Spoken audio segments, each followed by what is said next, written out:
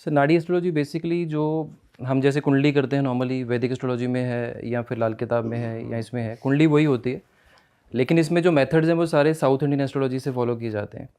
For example जैसे वैदिक astrology को इससे अगर कंपेयर करें, अगर हम नॉर्मल एस्ट्रोलॉजी से करें तो इसमें दशा सिस्टम होता है, लेकिन इसमें सिर्फ और सिर्फ आपकी जो बर्थ चार्ट है उसी के ऊपर सारी चीज़ें फॉलो होती हैं। मतलब सारी लाइफ के इवेंट उसी से आपके वो हो जाएंगे। तो इसमें है दशा जैसे होती है कि शनि की दशा चल रही है या फिर गुरु की दशा चल रही है, सब नहीं माना जाता इसमें? नहीं, नाड़ी जो है, नाड़ी में जो मेन चीज़ है, नाड़ी में 2 ग्रह मिल के आपको रिजल्ट देते हैं। तो नाड़ी में जो दशा सिस्टम है वो फॉलो ही नहीं किया जाता।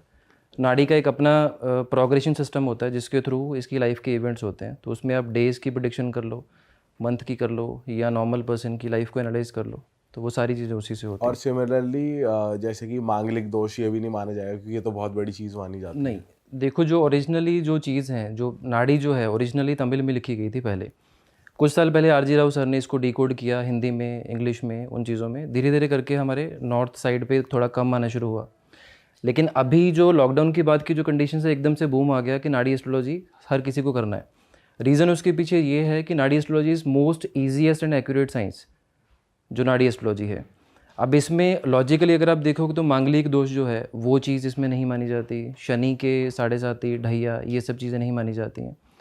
लेकिन इन सब चीज़ों से जो प्रॉब्लम्स आती हैं वो नाड़ी इस तरीके से उस चीज़ को ऑपरेट करती है कि उन चीज़ों को आप बहुत ईजीएस्ट वे में क्लियर कर सकते हो अपनी लाइफ में। सर इसे किसी एग्जांपल से समझते हैं, जैसे कोई आपके पास क्लाइंट आया तो आप क्या मांगते हो उनसे? मुझे लगा था आप ऐसे नाड़ी देख के एस्ट्रोलॉजी कर देते होगे कि नाड़ी यूजुअली यही होता बोलने है। में तो देखो वही चीज़ होती है। देखो नाड़ी एस्ट्रोलॉजी को अगर आप वैसे नॉर्मल अगर कंडीशन में अगर आप समझोगे, कोई भी एस्ट्रोलॉजर है वो सबसे पहली चीज़ क्या करता है कि किसी भी पर्सन की लाइफ को जब एनालाइज करेगा तो स्टार्टिंग वो बंदे की तारीफ़ से करता है कि आप ऐसे हो, आप ऐसे हो, आप ऐसे हो। सेकंड चीज़ क्या होती है कि आपकी प्लेनेटरी कंडीशंस के ऊपर वो आपकी दशा के हिसाब से आपसे क्वेश्चंस पूछता है। अब कोई भी नाड़ी एस्ट्रोलॉजर होगा वो साथ में आपके पास्ट लाइफ कर्मास को साथ चेक करके चलेगा कि पास्ट लाइफ कर्मास आपके कैसे हैं। अच्छा। क्योंकि जो भी पर्सन जिसका भी बर्थ हुआ है वो पास्ट लाइफ की वजह से ही इस लाइफ में है, उसके अलावा कोई और रीज़न नहीं है कि आप यहाँ पर हो। जब तक आपका कर्म चल रहा है तब तक आप यहाँ पर हो, उसके बाद फ़ोटो पे हार होगा, इन शॉर्ट। तो सर आपका पास्ट लाइफ कर्मास देखने का तरीका क्या रहता है?